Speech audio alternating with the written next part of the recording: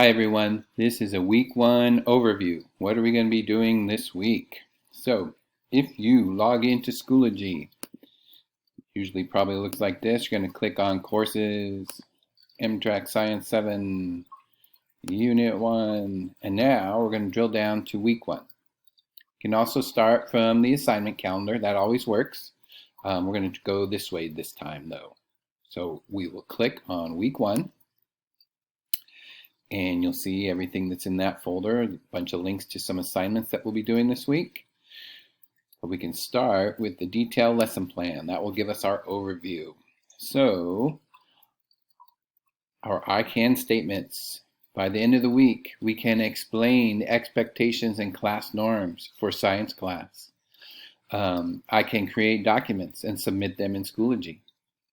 I can take notes in the Cornell Notes style and create a mind map. And I can review sources and evaluate the pluses and minuses of handwritten notes versus typed notes. So those are our goals for the week. So on Tuesday will be our first live lesson. I'm really looking forward to that. We're going to start with a little welcome presentation. I'll go through some slides.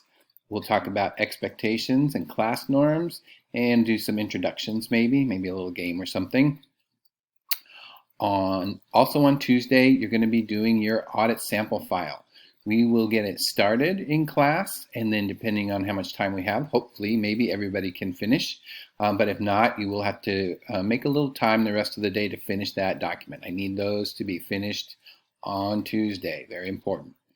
On Wednesday will be a home day, and you're going to have 3 short assignments on learning how to use Schoology and to turn things in Schoology.